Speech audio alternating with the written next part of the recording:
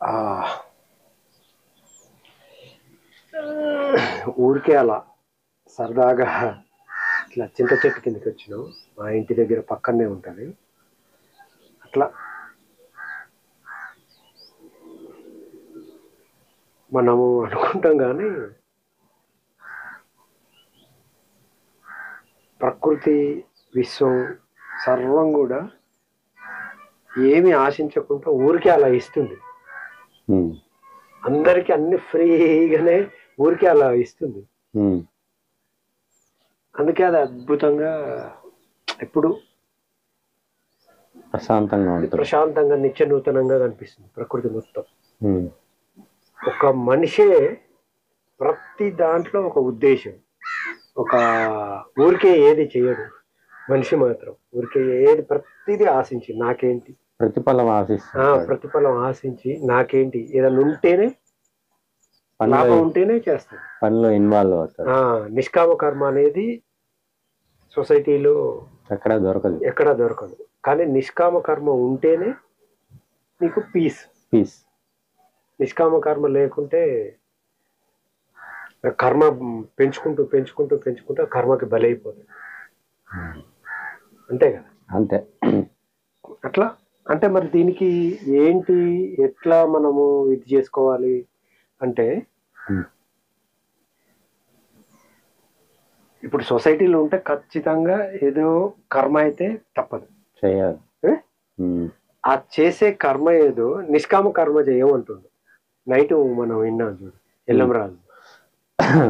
ఎల్లంరాజు శ్రీనివాసరాజు గారి, ఆయన ఏమంటుండు, జ్ఞానము కర్మ జ్ఞానం. జ్ఞానం వచ్చిన తర్వాత నిష్కామ కర్మ చేస్తాం. కొంత డీప్కి వెళ్ళి అసలు ఈ డక్కి ముక్కిలు తిని అన్ని చేసి అన్నిట్లలో ఏలు పెట్టి అంత చివరి దశలో అబ్బా ఇదేం కాదురా, మనం ఏదో చేస్తున్నాం అనుకుంటున్నాం కానీ మనం ఏమీ చేయట్లేదు, మన ద్వారా చేయించబడుతుంది అని లాస్ట్ లో అర్థమవుతుంది. నిష్కామ కర్మ అప్పుడు వస్తుంది. కానీ నిష్కామ కర్మ రానంత వరకు నీకు సత్యం అనేది పీస్ ఉండదు, ఆరోగ్యం ఉండదు, ఆనందం ఉండదు, ప్రశాంతత. నిష్కామ కర్మే అల్టిమేట్. భగవద్గీత మొత్తం చెప్పేది అదే కదా, కర్మయోగం అంతా అది. కర్మ చేయి, ప్రతిఫలం అంతే, ఇంకా ప్రతిఫలం ఆశించద్దు. నిష్కామ కర్మ, కర్మ చేయడం వరకే నీ వంతు, ప్రతిఫలం నా వంతు అని చెప్తాడు. అంటే నా వంతు అంటే కర్మ త్రికరణ శుద్ధిగా మనం చేసిన కర్మ ఏదైనా కానీ త్రికరణ శుద్ధిగా చేయటం, ఇక్కడ చేరుకోవటానికి, సాధించటానికి, పొందటానికి ఏమీ లేదు. వాస్తవానికి త్రికరణ శుద్ధిగా దాంట్లో ఇన్వాల్వ్ అవుతూ అది చేయటమే సక్సెస్. వీళ్ళేమో అది చేయకముందే, కర్మ చేయకముందే మొత్తం ఫలితాన్ని ఆశిస్తారు, దాన్ని లెక్కలు వేసుకుంటారు. ఇది ఇట్లా ఇంతే, ఇది చేస్తే ఏమొస్తుంది, తర్వాత ఏంది, ఎంత వస్తుంది, ఎంత పోతుంది. వీటి వల్ల ఏమవుతుందంటే అమూల్యమైన జీవితం, అమూల్యమైన లైఫ్ ఆగమాగం అవుతుంది. ఆగమాగం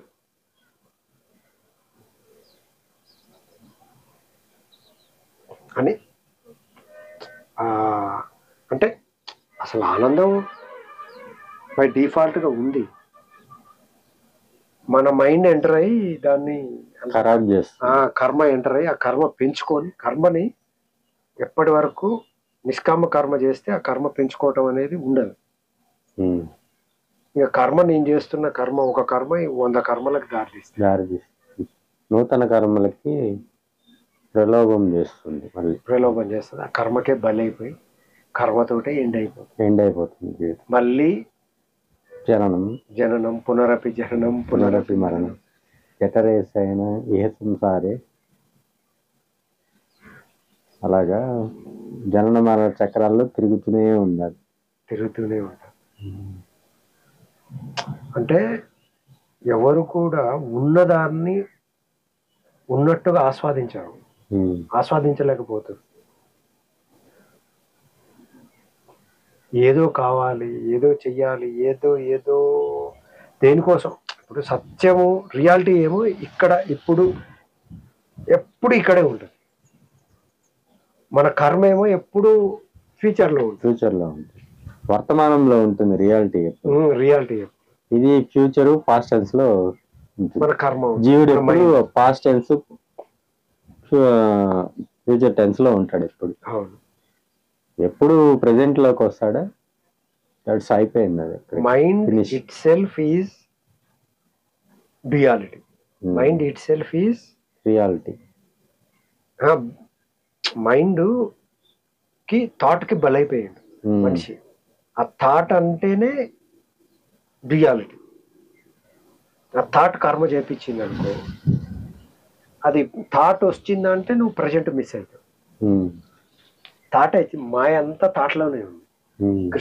జిడ్డు కృష్ణమూర్తి ఏమంటాడు అంటే, there is no action without thought. అసలు థాట్ లేనిది మనం యాక్షనే, అసలు మూమెంటే ఉండదంట మనకి. ఆలోచన లేనిది క్రియ లేదు. క్రియ లేదు, ఆలోచన లేనిది క్రియ లేదు. అంటే ఆ ఆలోచన వచ్చిందంటేనే, థాట్ ఎంటర్ అయిందంటేనే క్రియ ఆటోమేటిక్ గా నువ్వు ఫాస్ట్ లోను ఫ్యూచర్ లోను ఉంటావు. సో దానివల్ల ఏదో ఫలితం, సుఖమో దుఃఖమో అనుభవిస్తావు. డ్యుయాలిటీ, మొత్తం duality. Thought is duality, mind is duality, కర్మ ఈజ్ డ్యుయాలిటీ. నైట్ మనము వింటున్నాం కదా ఎల్లం రాజుది, ఆయన ఏమంటుండంటే పుణ్యకర్మ కర్మేనంట, పాపకర్మ కర్మేనంట, మంచి కర్మ చెడు కర్మ కర్మే. అంటే ఆడేం తేడా అంటే బంగారు సంఖ్యలు ఇనుపు సంఖ్యలు అంతే తేడా. అంతే, మొత్తానికి బందీనే. అవునవునవును. ఏ కర్మ అయినా గాని నిష్కామ కర్మ ఆ సంఖ్యలన్నీ తెంచేది అదొక్కటి తప్ప ఇంకా వేరేది కాదు. ఇప్పుడు చాలా మంది విముక్తుడు కావడం. చాలా మంది ఏం చేస్తారంటే, ఇది మంచి కర్మే కదా, ఇది సేవే కదా, ఇది పూజే కదా, ఇది దాన ధర్మమే కదా. దాన ధర్మాలు, సేవ, ఇవి కూడా ఆయన ఏమంటుండంటే పుణ్యకర్మలు అంటుండ్రు. పుణ్యకర్మలకు కూడా ఫలితం ఉంటుందంట, పాపకర్మలకి ఫలితం ఉంటుందంట. మొత్తానికి ఫలితం అనేది ఉంది, ఫలితం అనేది ఖచ్చితంగా అనుభవించాలి. నిష్కామ కర్మలోనే నువ్వు గో బియాండ్ కర్మకి అతీతంగా త్యజించగలవు, కర్మని త్యజించగలవు. ఆ నిష్కామ కర్మలో ఉండటమే ప్రస్తుతంలో జీవించటం. అంటే కర్మ అది మైండ్ తోటి చేసేది కాదు, జస్ట్ సరెండర్ అయ్యి ఏది జరుగుతుందో అలా చూడటం, అంతే కదా. అంతే. కర్మ నుంచి తప్పించుకోవడానికి ఆ మార్గం తప్ప ఇంకా వేరే మార్గం లేదు, నిష్కామ కర్మ తప్ప. సో దాన్ని వదిలేస్తే ఇంకా నువ్వు కర్మలు చేసుకుంటూ ఉండడం లేదు. జననము మరణము ఇలాగా జనన చక్రాల్లో తిరుగుతూ ఉంటారు. ఇదంతా కూడా మాయ. మాయ అని ఎట్లా తెలుస్తుంది? ఇది మాయ అంటే ఎట్లా నమ్ముతాం? నమ్మబుద్ధి కాదు. మాయలో ఉన్నంత వరకు అది మాయ, అదే రియాలిటీ అనుకుంటాం. అవును. ఒక్కసారి నువ్వు రియాలిటీలోకి ఎంటర్ అయితే తప్పించి ఇది మాయ అని గుర్తించలేవు. ఆ రియాలిటీని ఒక్కసారి నువ్వు చవి చూసి దాంట్లో అది ఎక్స్పీరియన్స్ చేస్తే తప్పించి ఇది మాయ అనేది మనకి నమ్మించలేము ఎవరిని. అవన్నీ నమ్మించలేము. వాదాలతోటి, వేదాలతోటి, లాజిక్ నమ్మించేది కాదు. స్వానుభవంతోనే తను మారాలి, అంతే. తనే అనుభవించి చూడాలి, అది అంతే. స్వానుభవం ఎవరికి వారు. స్వానుభవం లేనిది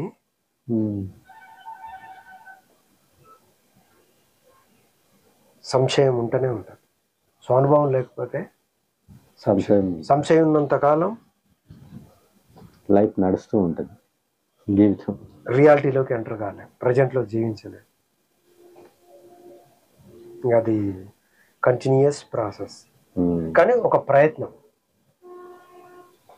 దాన్నే పురుష ప్రయత్నం అంటారు.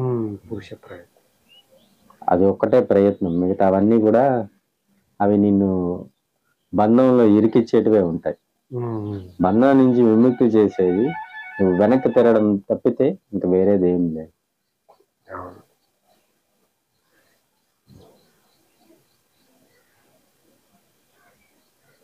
ఏదో ఊరికే అలా వచ్చినాం చింత చెట్టు దగ్గరికి, ఇట్లా వచ్చి సరదాగా అట్లా కూర్చున్నాం. అట్లా బాగుంది ఇక్కడ పెద్ద చెట్టు. అంతకుముందు ఇక్కడ ఇవన్నీ ఏం పెదిరాజు ఎంత బాగా మొత్తం పొలాలే కదా. రెండు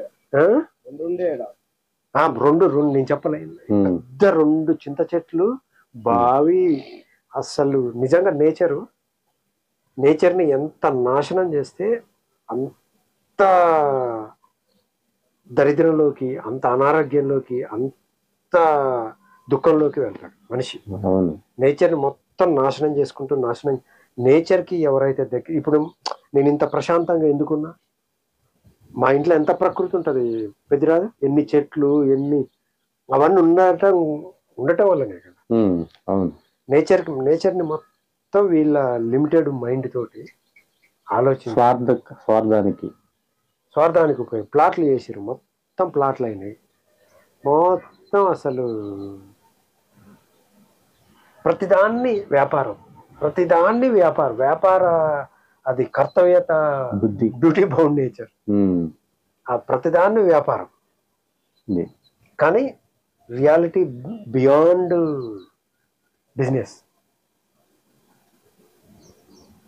బిజినెస్ మైండ్ ఉన్నంత వరకు నువ్వు రియాలిటీలోకి వెళ్ళలేవు. Business mind itself is business. మైండే బిజినెస్ అనుకుంటున్నా. అసలు బిజినెస్ మనం చేయటం కాదు, అసలు మైండ్ ఉందంటేనే ఇంకా అది ప్రతిదాన్ని బిజినెస్ చేయాలనుకుంటుంది, ప్రతిదాన్ని వ్యాపారం చేయాలి. మైండ్ ఉందంటేనే నువ్వు బ్లైండ్ లో బతుకుతున్నావు. అంతే. మైండ్ మనం అనుకుంటాం నిజంగానే,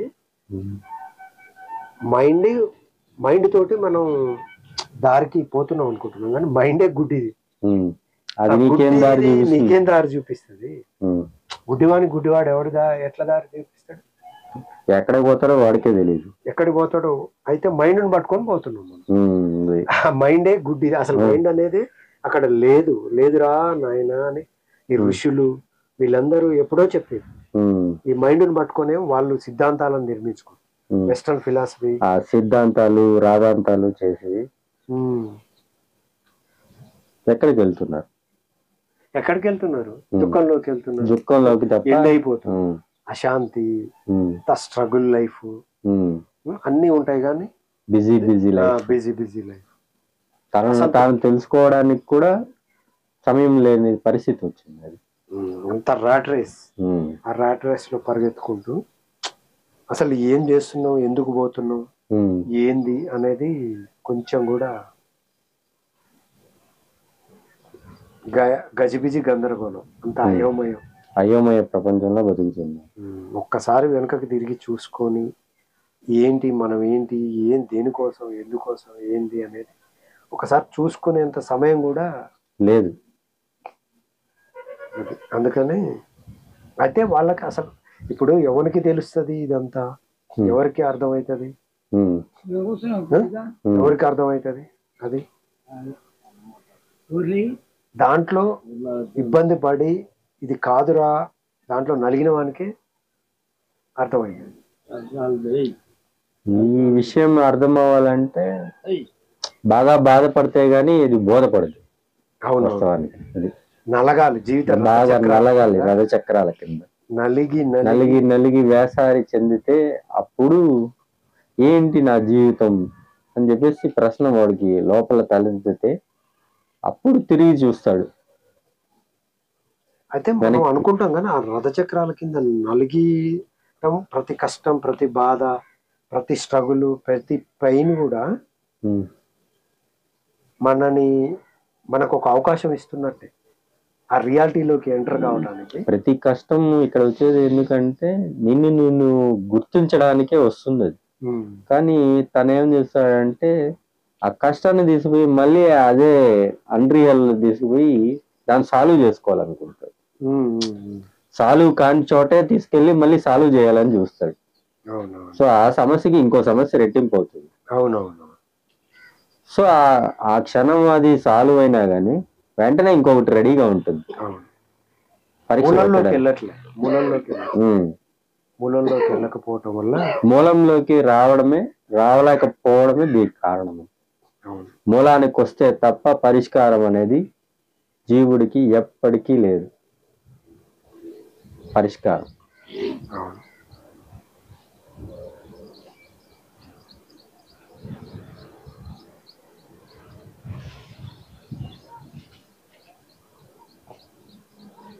చింత చెట్టు పూలు రాలిపోతుంది, పూలు రాలి కింద పడుతుంది. నా చిన్నప్పుడు మేము ఏం పెద్దరాజు మనం అసలు ఈ చింత చెట్టు కిందకి వచ్చి ఆడుకొని ఈ చెట్టు ఎక్కి కొమ్మలు పట్టుకొని, చెట్టు ఇక్కడి నుంచి కాదు కొమ్మ పట్టుకొని కొమ్మ నుంచే ఎక్కేది, ఈతలు కొట్టేది. ఈ పెద్దరాజు మనం అసలు ఏలాడేది, ఏలాడుకుంటే ఎక్కేది, చింతకాయలు తెంపుకునేది, చింత చిగురు కోసుకునేది, అసలు ఆ బొందాల ఈతలు కొట్టేది. ఎంత అసలు అంటే బాల్యం కూడా మనం అనుకుంటాం కానీ మనం ఏదో మనకి కనీసం మన మన వయసులో బాల్యం స్వేచ్ఛగా ఉండేది.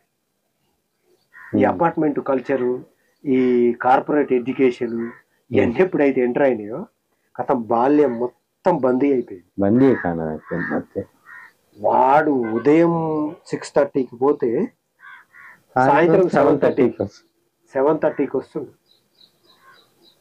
అస్సలు ఆ 7:30కి వచ్చి అప్పుడన్నా ఫ్రీ అవుతాయంటే ఇంకా సెల్ పట్టుకుంటుంది. సెల్ టెక్నాలజీ ఎంత అంటే నువ్వు అది రెండు వైపులా పదునున్న కత్తి, అది నీకు అది మంచికు ఉంది చెడుకుంది. అందులో నువ్వు ఎంత చెడు వైపు అయినా వెళ్ళొచ్చు, ఎంత మంచి వైపు అయినా రావచ్చు, ఎంత మంచి వైపు అయినా రావచ్చు. చిన్నపిల్లలకి అది అంత జ్ఞానం ఉండదు. ఆ చిన్నపిల్లలకి ఏముంటది, వాళ్ళు ఏది నొక్కితే ఏదో వస్తుందో, ఏదేదో చూస్తుంటారు, ఏదేదో అవుతుంటారు, ఆగమాగం అయిపోతుంది. ఇప్పుడు నేనైతే ఎంత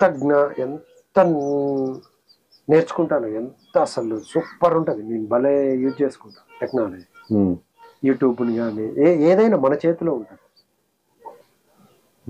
ఎంత అందుబాటులో ఉంది. మంచి చెడు అంతా అక్కడ అందుబాటులో ఉంది. ఏది తీసుకోవాలో విచక్షణ మన మీద ఆధారపడి ఉంది. ఆ విచక్షణ లేకపోతే అంత కలగొర గంపలాగా మంచి చెడు మొత్తం గుట్టలే ఉంది గూగుల్లో. ఏం కావాలన్నా దొరుకుతుంది. చాట్ జీపీటీని కొడితే ఏది, ఈ డీప్ సీక్ ని కొడితే ఏదైనా నీకు అవైలబుల్ ఉంది. కానీ అందులో ఏది తీసుకోవాలనేది మన విచక్షణ. మంచికుంది చెడుకుంది. బాల్యం మొత్తం టెక్నాలజీకి బలైపోతుంది. ఇప్పుడు అబ్బో నేను చూస్తున్నా కదా, గేమ్స్కి ఎడిక్ట్ అవుతారు పిల్లలు ఆ సెల్ వల్ల. వీళ్ళేమో అంటే వాళ్ళకి స్వేచ్ఛ లేదు, ఆహ్లాదం లేదు, ఆనందం లేదు, శారీరక శ్రమ లేదు. ఇంకా వాళ్ళకి ఏముంది, ఏదో ఒకటి ఆహ్లాదం కావాలి, అదే అందుబాటులో ఉంది, ఇంకా అదే చూసుకొని అందులోనే బానిసలైపోతుంది. గేమ్స్కి, ఈ వీటికి, ఈ పోర్న్కి, ఇవన్నీ ఎడిక్ట్ అయ్యేది దేనికి? బెట్టింగ్ యాప్లు, వీటన్నిటికీ ఈజీ అయిపోయింది. అంతకుముందు చాలా వ్యసనం కూడా ఎక్కడికో పోవాలి. ఇప్పుడు ఏం లేదు, జస్ట్ నీ ముందు అట్లా ఒక అడిగే నీ ముందే ఉంది, నీ జేబుల్లో ఉంది, ఎంతైనా పోగొట్టుకోవటానికి. అలా కొడితే ఇలా వస్తాయి ఏది కాదు.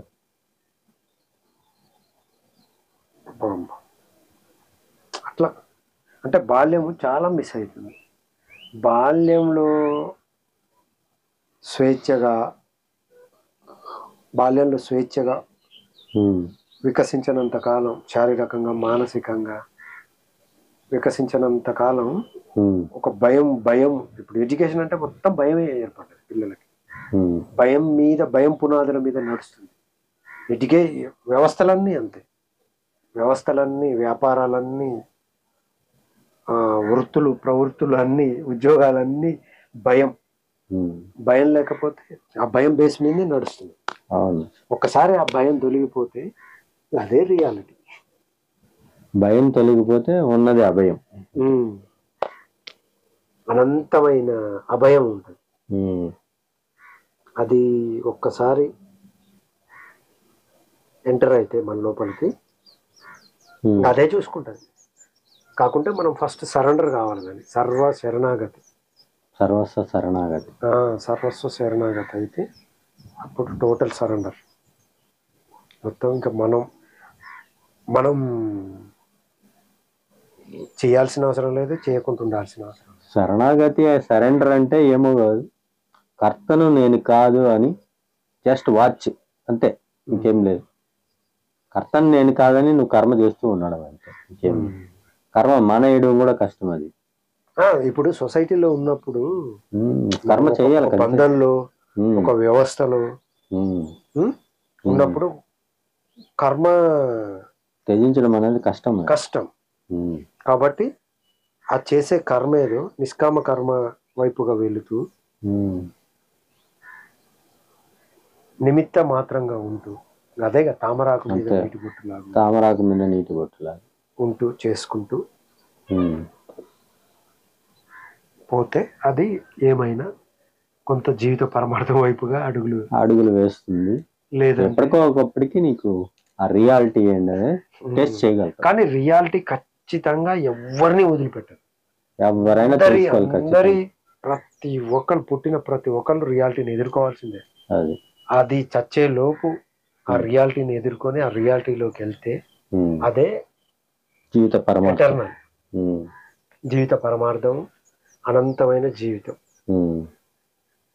అది కానంత వరకు, ఆ రియాలిటీలోకి రానంత వరకు ఇక జీవితం వ్యర్థం, చావుతో ఎండ్ అయింది. మరణమే లేని వాడివి మరణిస్తున్నావు. అది ఎందుకు నీకు నీవే వేసుకో ప్రశ్న. రియాలిటీలోకి ఎంటర్ అయితే తప్పించి ఆ చావుని చావుగా చూడవు. అది కూడా ఒక ఎక్స్పీరియన్స్ లాగా చూడలేవు. రియాలిటీలోకి ఎంటర్ అయిన వాడే చావును కూడా అన్ని ఎక్స్పీరియన్స్ లాగే అది ఒక ఎక్స్పీరియన్స్. కాకుంటే అక్కడ రూపం మారుతుంది. ఈ శరీరం పోయి అసలు దేంట్లోంచి అయితే వచ్చిందో, దేంట్లో అయితే నిరంతరం ఉంటుందో, ఏదైతే చివరికి మిగులుతుందో, ఏదైతే సర్వం వ్యాపించిందో దాంట్లోకి ఎంటర్ అవుతాం, అనంతంలోకి అనే విషయం ఎప్పుడు తెలుస్తుంది? రియాలిటీలో ఎంటర్ అయినప్పుడు. ఆ రియాలిటీ తప్పించి వేరే మార్గం లేదు. నువ్వు చావుని ఎదుర్కోవాలన్నా, చావు లేని బియాండ్ డెత్లోకి వెళ్ళాలన్నా అంతే. మొత్తం ఏది రియాలిటీ వదిలిపెట్టదు కదా. నువ్వు అట్లా ఎవరినైనా ఖచ్చితంగా ఏదో ఒక రూపంలో రియాలిటీలో ఈ కష్టాలు, ఈ బాధలు, ఈ పెయిన్స్, ఈ ప్లెజర్స్ అన్ని కూడా రియాలిటీలోకి రావడానికి మన ముందు పెడుతుంది. ద్వారాలు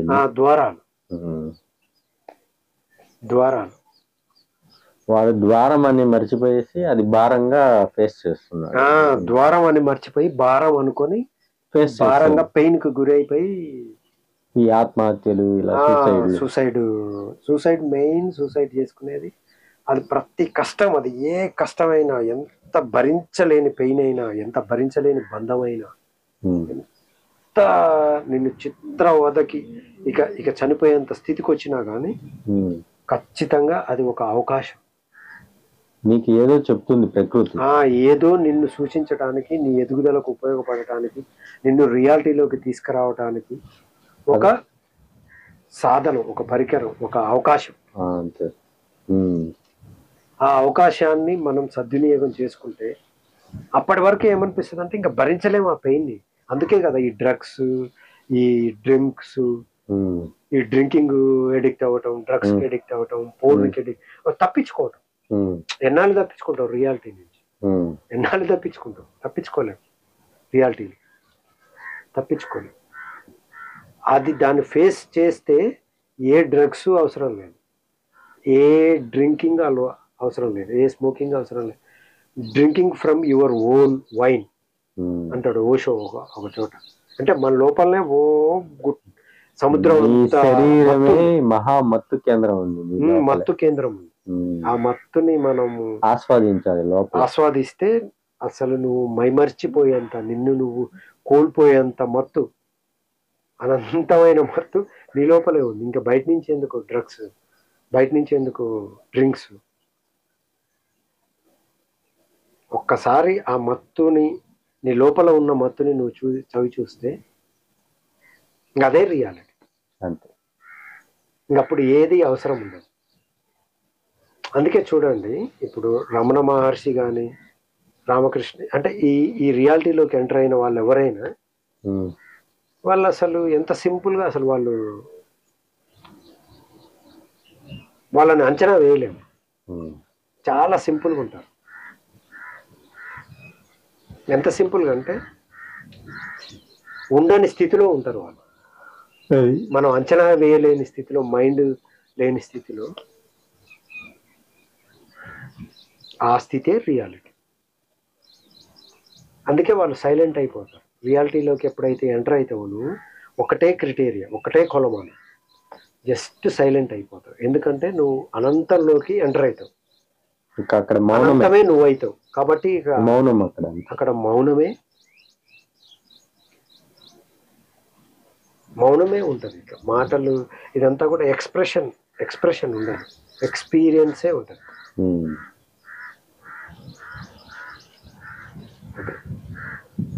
ఎలా ఉంది మంచి మనము? చాలా బాగుంది, అద్భుతంగా. చింత చెట్టు కింద ఎన్ని ఏసీలు, ఒక 100 ఏసీలు పెట్టినా ఈ చల్లదనం రాదు. అంతే కదా, అసలు అద్భుతంగా ఉంది. అంటే ప్రకృతికి దూరం ఎప్పుడైతే అవుతాడో మనిషి, ఇది సహజ సిద్ధంగా వచ్చినటువంటి ఏసీ. సో దీంతో ఏది పోల్చలేదు. అవును. అందుకే నిన్ను కూడా సహజ సిద్ధంగా ఉండమని చెప్తాడు. వాస్తవానికి రియాలిటీ సహజంగా ఉండటమే రియాలిటీ. అది జస్ట్ సహజాతి సహజంగా నీలాగా నువ్వు ఉండు అంటాడు రమణ మహర్షి. నీలాగా నువ్వు ఉండు అంటే ఏంటి? అసలు నువ్వేంటో, నువ్వెవరో తెలుసుకో. నువ్వు ఈ శరీరాన్నే అనుకుని నువ్వు భ్రమపడి దానికోసం రాత్రి మోళ్ళు కష్టపడి దాన్ని పెంచడము, పోషించడము, మళ్ళీ దాంతో పాటు ఇంకా కొన్ని బంధాలు, నా కొడుకు, నా కూతురు, నా భార్య, నా ఫ్యామిలీ, మా తల్లిదండ్రులు, ఇలాగా నా బంధువులు, నా మిత్రులు, నా ఆస్తి, చుట్టూరా ఒక బంధం, మళ్ళీ వాళ్ళ కోసం మళ్ళీ ఆరాటం, పోరాటం, మళ్ళీ కర్మ పెంచుకోవడం. సో దీనివల్ల ఏం చేస్తుందంటే ఈ బంధాల్లోనే తిరుగుతుంటావు కానీ నీవెవరు, ఎక్కడి నుంచి వచ్చావు అవును అని ఎప్పుడు కూడా నువ్వు ప్రశ్నించుకో. ప్రశ్నించుకోకపోవడం వల్లే ఈ సమస్యలండి. ఎప్పుడు కర్మలోనే ఇరుచుకోవటం ఎప్పుడు వస్తుంది? దీంట్లో బాగా దెబ్బతిన్నప్పుడు. అసలు దీంట్లో అదే ఒక తల్లో, ఒక తండ్రో, ఒక భార్యో, ఒక పిల్లోడు, మనకి ప్రియాలో ప్రియుడు, ఎవరి ద్వారానో ఒకరి ద్వారా నువ్వు మోసపోయినప్పుడు వాళ్ళని కోల్పోయినప్పుడు నీకు బాధ కలుగుతుంది. దూరం అయితేనే దగ్గర అవుతాం. అది. సో నువ్వు అలా సోల్ కి చాలా దూరంగా వెళ్ళిపోయావు. రియాలిటీలోనే ఉన్న వాళ్ళల్లో నీకు ఇష్టమైన దాన్ని దూరం చేస్తుంది ప్రకృతి. ఎందుకు చేస్తుందంటే నువ్వు ఇది కాదురా బాబు, నువ్వు ఇది కాదురా నాయనా, నువ్వేంటో తెలుసుకో అని చెప్తుంది. నువ్వేం చేస్తావు? నా నుంచి ఎందుకు దూరం అయినారు అని చెప్పేసి మళ్ళీ వాళ్ళు పోయి లాక్కొని వచ్చేదానికి పోతావు. వాళ్ళు వస్తారా? రారు. అమ్మవారు రానిదు. ఎందుకంటే సరెండర్ కాల నువ్వు. ఆమెకి సరెండర్ అయ్యేంత వరకు నువ్వు అనుకున్నది జరగదు ఎప్పటికీ. అమ్మవారు అనుకున్నదే, ప్రకృతి ఏమనుకున్నదో, యూనివర్స్ ఏమనుకున్నదో అదే జరుగుతుంది. బాహ్యంగా కనిపించేదే అమ్మవారు. ఆ బాహ్యంలో అంతరంగా నెలకొని ఉండే ఆ బాహ్యాన్ని నడిపించేదే అయ్యవారు, శివం. ఎంతసేపు నువ్వు దాంట్లోనే చేంజ్ చేయాలని చూస్తుంటావు, దాంట్లోనే మారాలని చూస్తుంటావు. మారని దాంట్లో మారాలని చూస్తుంటావు నువ్వు. అదే అజ్ఞానం. మారని దాంట్లో మార్చాలని చూస్తుంటావు. మరి ఏది జ్ఞానం? ఎప్పుడు 3 కాలాల్లో ఏదైతే మారుకుంటా ఉంటుందో అదే జ్ఞానం.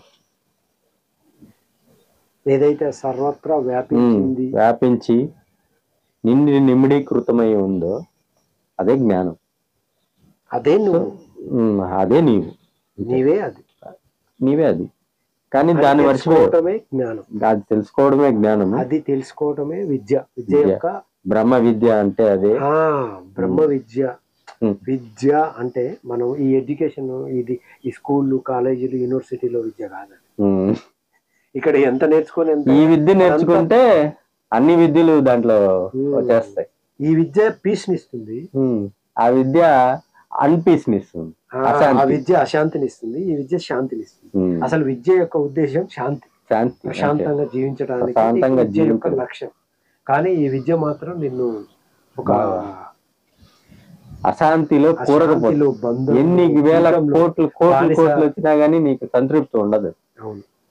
నీకు కేవలం శాంతి, నీ ప్రశ్నకి సమాధానం దొరకాలంటే ఆధ్యాత్మికత తప్ప ఇంకా వేరేది సమాధానం చెప్పలేదు ఈ సృష్టిలో. ఆధ్యాత్మికతే అల్టిమేట్ రియాలిటీ, దగ్గరి దారి. నీకు సంతృప్తి ఇచ్చేది ఈ ఒక్క స్థానం తప్ప ఇంక వేరేది ఏం లేదు.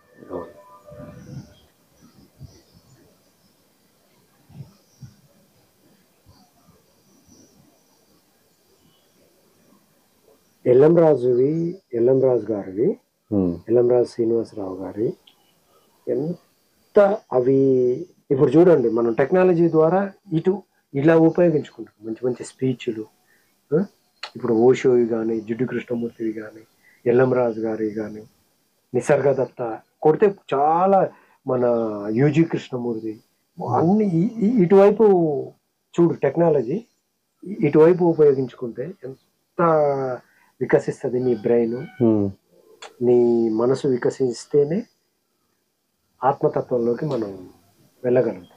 మనసు వికసిస్తేనే ఆత్మ ప్రకాశిస్తుంది. అంతే. ఆత్మ ప్రకాశం జరిగితేనే నీకు శాంతి, జీవన్ముక్తి. అంతే.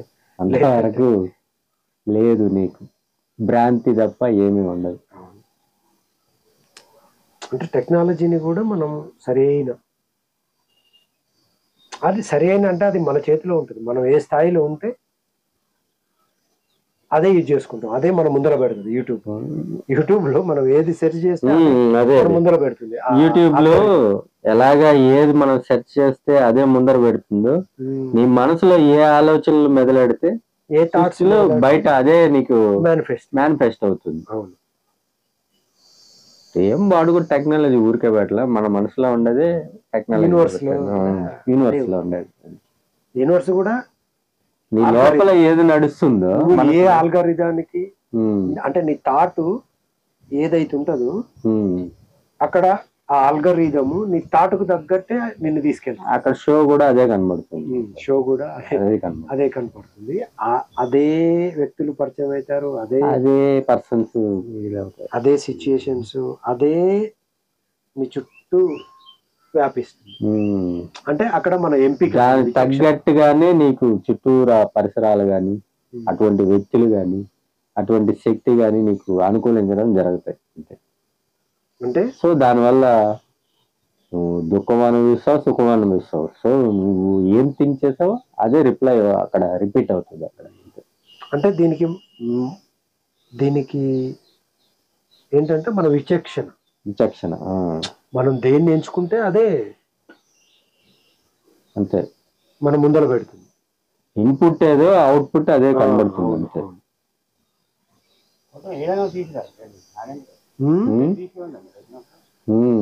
గేట్ తీసేం లేదు. మన పెద్దిరాజు దీంట్లో అది మేపుతుండు కదా, మేము వాడికి రాగానే అది తీస్తే మేము వచ్చి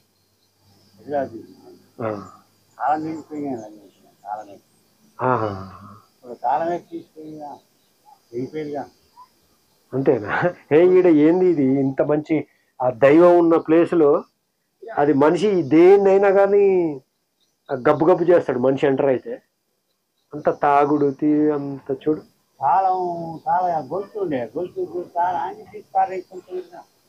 అంతేనా?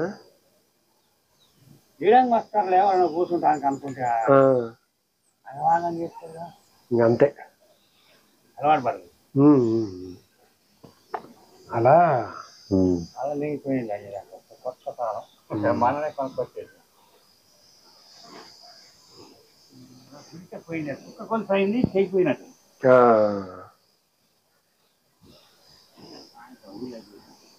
అంటే మనం ఏ స్థాయిలో ఉంటే మన మైండ్ సెట్ ఎలా ఉంటే అలాగే మారిపోతాం.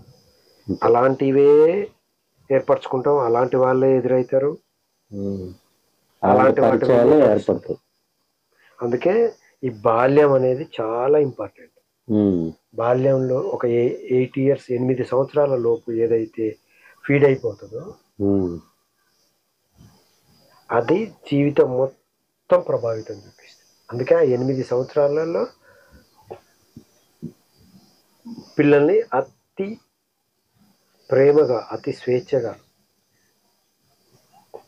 ఆ రియాలిటీకి దగ్గరగా మనం ఎంత పెంచుతామో వాళ్ళు అంత తొందరగా అది కంప్లీట్ చేసుకుంటారు రియాలిటీలోకి రావడానికి. అక్కడే మిస్ అవుతుంది. కానీ ఈ ఎడ్యుకేషన్ సిస్టమ్ ఇవన్నీ మొక్కలో ఉన్నప్పుడే దానికి బాగా ఆజ్యం పోయాలి. అప్పుడు బాగా ఇచ్చిన వాటర్ కానీ దానికి కావాల్సిన ఎరువులు మనం ఎలా ఇస్తే అది పోషకంగా బాగా వికసిస్తుందో అలాగా ఒక జీవుడు కూడా ఆ ఏజ్ లో సర్టైన్ ఏజ్ లో నువ్వు చెప్పే మాటలు కానీ వినిపించే ఇది కానీ చుట్టూ ఉన్న పరిసరాలు కానీ తన మీద ఎక్కువ ప్రభావితం చూపిస్తుంది. ఆ ప్రభావితం ఎక్కువ ఉంటది పిల్లలు. ఎందుకంటే పిల్లలు ఇమిటేట్ చేస్తారు. ఆ ఏజ్ లో నువ్వు ఏది చేస్తే అది చేయాలి అంటారు. సో ఆ ఏజ్ లో వాళ్ళకి నువ్వు మంచి చెప్తే మంచి ఫీడ్ చేసుకుంటారు, చెడు చెప్తే చెడు ఫీడ్ చేసుకుంటారు. ఎందుకంటే పిల్లలు పరమాత్మ తత్వంతో సమానం. ఆ ఏజ్ లో సర్టైన్ ఏజ్ వరకు చాలా దగ్గరగా ఉంటారు. సోల్ కి చాలా దగ్గరగా ఉంటారు.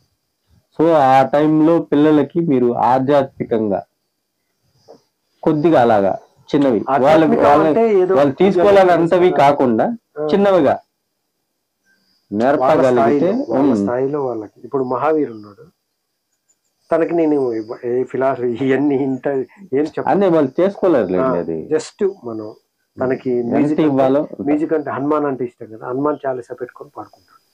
అలాగా మళ్ళీ మ్యూజిక్ వింటాడు, మంచి మంచి టిబెటియన్ మ్యూజిక్స్ భలే ఉంటాయి అవి. అవన్నీ పెట్టుకొని అంటే నేను పెడుతుంటే నేను వింటున్నా కదా, ఆటోమేటిక్గా తను కూడా వాటికి ట్యూన్ అయిపోయాడు. తను అప్పుడప్పుడు డ్యాన్స్ అవి ఇవి చేస్తుంటే అట్లా డ్యాన్స్ మంచిగా వేస్తాడు. అంటే డ్యాన్స్ అంటే ఏదో పర్ఫెక్ట్ గా కూచిపూడి ఇట్లా చిన్నపిల్లలు వాళ్ళకి ఎలా అలా భలే. అది అంటే మనము చెప్తే చేయరు పిల్లలు, మనం చెప్తే చేయరు. మనం ఎంత చెప్పినా చేయరు. మనం ఏం చేస్తామో అదే చేస్తారు. సో నువ్వేం చేస్తావో నువ్వే నిర్ణయించుకో. ఫస్ట్ అక్కడ మారాల్సింది, ఏదైనా రియాలిటీలోకి రావాల్సింది మనం వస్తే గానీ మన పిల్లలు. మనం ఇప్పుడు నేను స్కూల్లో చెప్పినప్పుడు ఆ పిల్లల్ని బట్టి చెప్పేది, వాళ్ళ తల్లిదండ్రులు ఎట్లాంటి వాళ్ళు, ఏ స్థాయిలో ఉంటుంది, తల్లిదండ్రులు చూడాల్సిన అవసరం లేదు. పిల్లలు చేసే అర్థమైపోతుంది వాళ్ళ స్థాయి, అంటే వాళ్ళు ఏ స్థితిలో ఉన్నారు అనేది. ఈ ఎడ్యుకేషన్ చాలా మనిషిని బలహీనుని, బానిసని, జీతగాన్ని చేస్తుంది. వానికి ఒక ఓన్లీ భుక్తి కోసమే ఎడ్యుకేషన్ పని, ఒక జాబ్ కోసం, ఒక సెటిల్మెంట్ కోసం, ఒక ప్యాకేజీ కోసం, ఇదే లైఫ్ అనుకుంటారు. పాపం వాళ్ళు తెలియట్లే, ఎదగట్లే, ఇదే అనుకొని ఇక దాంతోటే ఇంకంతకు మించి ఎక్కువ కూడా ఆలోచించట్లేదు. దాంట్లోనే సతమతం అవుతూ ఇంకా అదే జీవితం అనుకొని దాంతో ఎండ్ అయిపోతుంది. ఆ ప్యాకేజీలతోటి, ఆ ఈఎంఐలతోటి. అసలైన ఎడ్యుకేషన్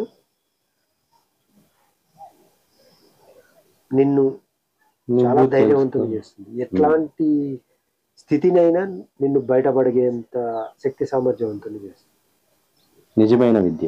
నిజమైన విద్య నీకు విముక్తినిస్తుంది, పీస్నిస్తుంది. ఈ విద్య పేరుతో మనం ఇప్పుడు ఇదంతా కూడా లక్షలు పెట్టి లక్షలు పెట్టి మనం పీస్ని వాళ్ళకి తాకట్టు పెట్టేస్తారు. తాకట్టు పెట్టేసి.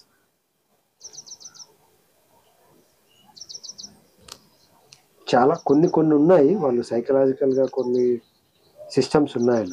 ఈ వాండర్లూఫ్ అని, మాంటిసరీ అని, కిండర్ గార్డెన్, ఇట్లా కొన్ని ఉన్నాయి. వాళ్ళు ఏంటంటే ఈ పీస్ వైపుగా కొంతవరకు వాళ్ళు డైరెక్ట్ గా ఉండదు, పిల్లవాడిని చాలా గౌరవిస్తారు, ప్రేమిస్తారు, వాడిని ఒక ఉన్నతునిగా ట్రీట్ చేస్తారు. ఈ ఈ మామూలు కార్పొరేట్, ఈ మామూలు సాంప్రదాయ ఎడ్యుకేషన్ సిస్టంలోనేమో పిల్లవాడిని, వాడికి ఏం తెలియదు అని వాడిని భయపెట్టడం, తిట్టడం, కొట్టడం, నీకు తెలియదు నేను నేర్పుతున్నాను. ఇక్కడ ఇది ఉంటుంది. అక్కడనేమో కొన్ని సిస్టమ్స్ ఉన్నాయి, బాగుంటాయి. దాంట్లో కొంత వికసిస్తారు. అది పీస్ వైపుగా ఉంటుంది ఆ ఎడ్యుకేషన్, సెల్ఫ్ స్టడీ వైపు ఉంటుంది. కొన్నాళ్ళు చేశాను నేను కూడా మాంటిసరీ స్కూల్లో, అందుకనే చూశాను నేను ఆ సిస్టమ్, ఎడ్యుకేషన్ సిస్టమ్ ఏది ఎలా ఉంది, ఎలా ఉంటే బాగుంటుంది.